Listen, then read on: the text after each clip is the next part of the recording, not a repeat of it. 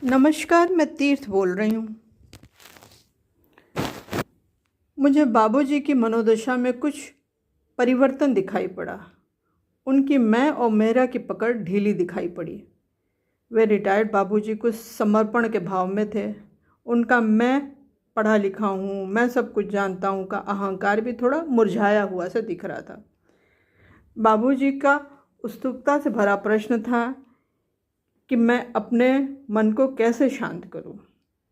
इस उम्र में साधना तो ज़्यादा कर नहीं सकता हूँ, शरीर कमज़ोर हो गया है, क्रोध रूपी विकार भी बढ़ गया है और बीमारियों ने भी घेर लिया है।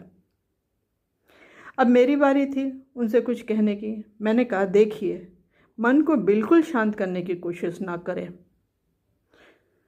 उन्होंने मुझे बीच में ही टोक दिया। मैं इसीलिए तो आपके पास आया हूँ, मुझे सीधा सा सरल उपाय बताइए। देखिए, मन उस जंगली पशु की तरह है जिसे शुरू शुरू में टेम करने में, मर्यादित करने में बहुत ही मशक्क़त करनी पड़ती है। मन को जितना अपने बस में करना चाहोगे वह उतना ही उपद्रव करेगा। आप बाईपास बनाना सीखिए।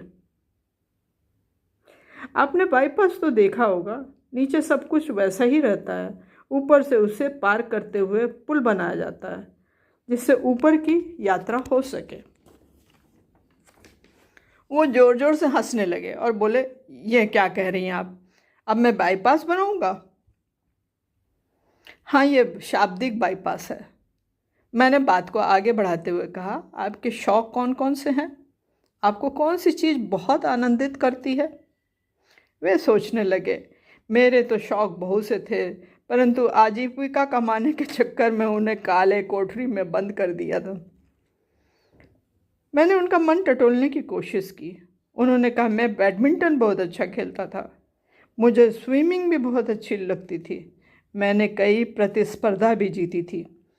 फिर उन्होंने शर्माते हुए कहा, मुझे खाना बनाने का बड़ा शौक़ था, परंतु लोग क्या कहेंगे इस चक्कर में मैंने अपनी पत्नी की कभी मदद नहीं की। मैं हंसकर बोली, आपका बाईपास मिल गया। हमें मन को बड़ा लक्ष्य देना होगा, उसे उस ओर केंद्रित करना होगा जो उसे बहुत रुचिकर लगे। जो भी कार्य आपके अनुरूप आपकी सृजनात्मकता को, क्रिएटिविटी को बढ़ाए, उस ओर ध्यान दें।